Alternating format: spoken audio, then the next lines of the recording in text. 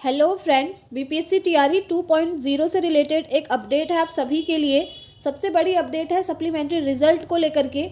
तीसरी merit list की बात करेंगे और साथ ही साथ जो के पाठक जी हैं, अपर मुख्य सचिव, वो वापस आ चुके हैं। तो ये आप सभी के लिए बहुत अच्छी गुड न्यूज़ है, क्योंकि आप जानते ही हैं अभी जो प्रोसेस है आपका सप्लीमेंट्री रिजल्ट का कहें या फिर जो स्टूडेंट्स की ज्वाइनिंग होनी थी, जो अभी नियुक्त हुए हैं, वो प्रोसेस भी आपकी रुकी हुई थी। तो अब इनके आते ही सारी प्रोसेस आपकी स्टार्ट हो चुकी है। तो चलिए सारी चीज़ें हम डिटेल में जानते हैं, बने रहिएगा वीडियो में एंड तक। ये देखिए, यहाँ पर आप देख पा रहे होंगे स्क्रीन पर, अवकाश से लौटे के पाठक संभाली शिक्षा के अपर मुख्य सचिव की कुर्सी। जो के पाठक जी हैं आपके अपर मुख्य सचिव हैं और कुछ दिनों के लिए ये छुट्टी पर गए थे और अभी ये वहाँ से वापस आ चुके हैं। तो अब आपकी जितनी भी प्रोसेस है शिक्षा विभाग में, जैसे जो नवनियुक्त शिक्षक हैं उनको स्कूल मिलेगा, उनकी ज्वाइनिंग होगी, साथ ही साथ आपका मल्टीपल रिजल्ट कितने पदों पर आया है इसकी क्लैरिटी हो जाएगी। और जैसे ही इसकी क्लैरिटी होगी तो फिर आपका सप्लीमेंट्री रिजल्ट, तीसरी मेरिट लिस्ट, सभी काम अब आपका फटाफट होते रहेगा। क्योंकि आप जानते ही हैं के पाठक जी एकदम ट्रांसपेरेंसी के साथ और बहुत जल्द काम कर रहे थे पहले भी। और जैसे ही अभी छुट्टी पर गए थे ना कुछ दिनों के लिए, तो शिक्षा विभाग में सारे काम रुक गए थे। जो हम बात कर रहे थे 14,762 पदों पर आपका सप्लीमेंट्री रिजल्ट आएगा। तो जब से ये छुट्टी पर गए थे इसकी कोई बात ही नहीं हो रही थी, बट अब देखिए वापस आ चुके हैं। चलिए सारी चीज़ें डिटेल में जान लेते हैं। शिक्षा विभाग के अपर मुख्य सचिव के पाठक 11 दिनों बाद अवकाश से लौट आए हैं।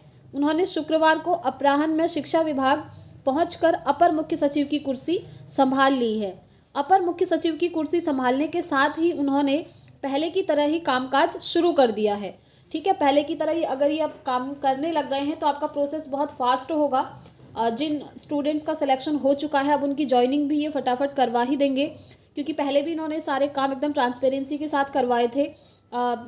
बिहार में काफ़ी सारे स्कूल्स ऐसे हैं जिनकी कंडीशन बहुत ख़राब है, तो ये खुद वहाँ पर जा कर के इन्होंने देखी थी वहाँ की कंडीशन और वहाँ के लिए जो भी करना था वो सब किया इन्होंने। तो अब देखिए सारा प्रोसेस आपका फटाफट होगा।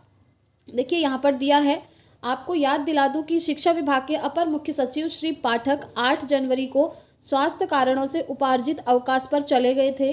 उपार्जित अवकाश की अवधि समाप्त होने के बाद 16 जनवरी को अवकाश की अवधि बढ़ा ली थी। ठीक है, तो श्री पाठक द्वारा शिक्षा विभाग के अपर मुख्य सचिव की कुर्सी संभालने के साथ ही अटकलबाजियों का पटापेक्ष हो गया है। क्योंकि बहुत सारे लोग ये अनुमान लगा रहे थे कि शायद इन्होंने अपना पद त्याग दिया है।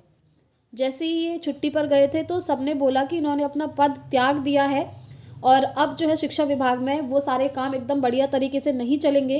क्योंकि ये अनुमान लगाया जा रहा था कि के पाठक जी की जगह पर अब कोई और आएंगे, बट ऐसा कुछ नहीं हुआ है। ये आप सभी के लिए बहुत अच्छी गुड न्यूज़ है फ्रेंड्स।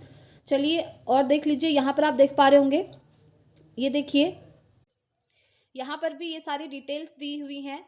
के पाठक छुट्टी से लौटे, शिक्षा विभाग के एसीएस का चार्ज संभाला। चर्चित आईएएस अफसर और बिहार सरकार के अपर मुख्य सचिव के पाठक छुट्टी से लौट आए हैं। पाठक ने शुक्रवार को अवकाश से लौटने के बाद शिक्षा विभाग पहुंचकर एसीएस पद का चार्ज संभाल लिया है, जिसे वो त्याग कर गए थे। यहाँ पर ये चीज़ दी है, ठीक है। बट हमें ये पता चला है कि इनकी हेल्थ खराब थी और हेल्थ इशू के कारण इन्होंने छुट्टी ली हुई थी। तो यहाँ पर आप देख सकते हैं, ये हैं आपके अपर मुख्य सचिव के पाठक जी। और देखिए, बिहार के बहुचर्चित आईएएस अफसर और राज्य सरकार के अपर मुख्य सचिव के पाठक 11 दिन की छुट्टी के बाद काम पर लौट आए हैं और आते ही शिक्षा विभाग का काम संभाल लिया है। पाठक ने शुक्रवार को पटना लौटने के बाद शिक्षा विभाग पहुंचकर विभाग के अपर मुख्य सचिव एसीएस पद का चार्ज फिर से ले लिया, जिसे लंबे अवकाश पर जाने के लिए उन्होंने त्याग दिया था। पाठक की छुट्टी के दौरान विभाग के सचिव वैद्यनाथ यादव अपर मुख्य सचिव के प्रभार में रहे थे। ठीक है, जितने दिन ये हॉलिडे में गए थे उतने दिन वैद्यनाथ यादव जी ने इनकी जगह पर पद को संभाला था। पाठक जी की छुट्टी के दौरान ही लगभग 1 लाख नवनियुक्त शिक्षकों को पटना में सीएम नीतीश कुमार और दूसरे जिलों में प्रभारी मंत्रियों ने नियुक्ति पत्र सौंपा था। लेकिन पाठक के ना लौटने से शिक्षकों की पोस्टिंग का काम अटका हुआ था। तो देखिए, जिन ऐसे शिक्षक अभ्यर्थी जिनका सिलेक्शन हो गया था, उनका पोस्टिंग की जो प्रोसेस है वो रुकी हुई थी सिर्फ के पाठक जी की वजह से। बट अभी ये वापस आ गए हैं तो आपका सारा प्रोसेस फटाफट से हो जाएगा।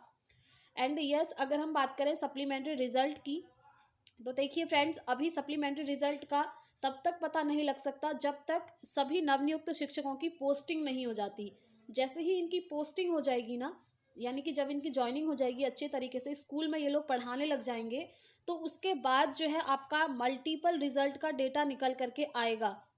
मल्टीपल रिजल्ट के कारण आपके कितने पद खाली हुए हैं, ये सारा डेटा आपका तभी आएगा जब सारे नवनियुक्त शिक्षकों की पोस्टिंग हो जाएगी, ठीक है, और वो ज्वाइन कर लेंगे। तो मल्टीपल रिजल्ट कितने पदों पर आया है ये डेटा आपका आएगा, और उसके बाद इसके कारण कितने पद आपके खाली रहे हैं इसका भी पूरा डेटा निकल करके आ जाएगा। इसीलिए सप्लीमेंट्री रिजल्ट निकलने पर अभी बहुत देरी हो रही है।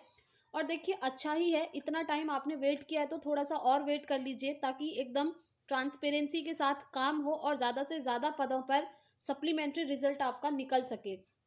अभी तक जो डेटा बताया जा रहा है यहाँ पर कि आपके जो मल्टीपल रिजल्ट्स हैं वो कितने आए हैं, तो वो बताया जा रहा है 14,762, ठीक है। और ये डेटा बहुत पहले ही बीपीएससी के द्वारा बता दिया गया था कि हमने इतने पदों पर मल्टीपल रिजल्ट दिया है, और हम जो सप्लीमेंट्री रिजल्ट है वो भी इतने ही पदों पर देंगे। ये चीज़ बहुत पहले बोली थी, बट उसके बाद ये सारी प्रोसेस आपकी बंद हो गई थी। अब देखते हैं फाइनली कितने पदों पर आएगा, क्योंकि 11,000 ऐसे नियोजित शिक्षक हैं जिन्होंने अपना स्कूल में योगदान ही नहीं दिया है, तो ये पद भी आपके यहाँ पर खाली हो गए हैं।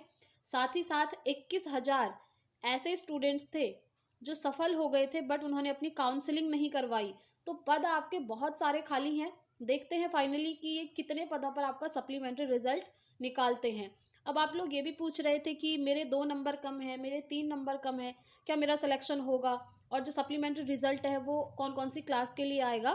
तो ध्यान से सुनिए, अगर सप्लीमेंट्री रिजल्ट आता है ना तो सभी का आएगा, 1 to 5 का भी आएगा, 6 to 8 का भी आएगा, 9th 10th का भी आएगा, और 11 12 का भी आएगा। अगर आएगा तो सभी का आएगा। ऐसा नहीं होगा कि 6 to 8 का सप्लीमेंट्री रिजल्ट आ रहा है और 11 12 का नहीं आ रहा है, 9 10th का आ रहा है, 1 to 5 का नहीं आ रहा है, ऐसा कुछ नहीं होगा। तो आप लोग बहुत कंफ्यूज थे। तो देखिए, सप्लीमेंट्री रिजल्ट आना होगा तो सभी का आएगा, ठीक है। और सिलेक्शन किन का होगा, कितने नंबर कम वालों का होगा, तो सुनिए, सबसे पहले ऐसे स्टूडेंट्स जो डीओबी की वजह से रह गए हैं, यानी कि जो आपका टाई ब्रेकर वाला रूल था ना कि एज में जो स्टूडेंट बड़ा होगा उसका सिलेक्शन हो जाएगा अगर नंबर सेम होते हैं तो।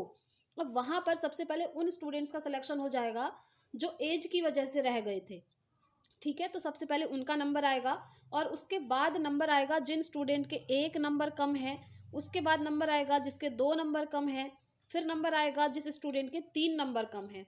अब डिपेंड करता है कि कितने पदों पर आपका सप्लीमेंट्री रिजल्ट निकलता है।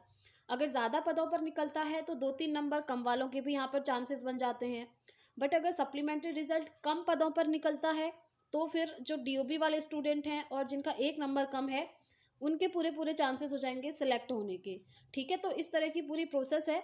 और आपने जो वो आपत्ति करी थी फ्रेंड्स, ऑब्जेक्शन किया था, जिन स्टूडेंट्स के कट ऑफ से ज़्यादा नंबर थे उनका सिलेक्शन तो यहाँ पर हो ही जाएगा, ये डन है। मैंने आपको बोला भी था कि आप लोग ज़रूर आपत्ति कीजिएगा, तो बहुत सारे स्टूडेंट्स ने करा भी था जिनके कट ऑफ से ज़्यादा नंबर थे, फिर भी उनका नहीं हो पाया है। तो आप लोगों ने अगर किया होगा तो आपका भी यहाँ पर सिलेक्शन कन्फर्मली हो जाएगा, ठीक है। तो यही इन्फॉर्मेशन थी फ्रेंड्स, और जो भी इन्फॉर्मेशन आती रहेगी आपको यहाँ से पता चलती रहेगी, इसलिए आप चैनल को सब्सक्राइब करके ज़रूर रखें, साथ में बेल आइकन प्रेस कर लें, ताकि जो भी वीडियो आएगी उसका नोटिफिकेशन आप तक टाइम से पहुँच सके। तो इस वीडियो में इतना ही रखते हैं फ्रेंड्स, मिलेंगे नेक्स्ट वीडियो में नेक्स्ट अपडेट के साथ। Thanks for watching.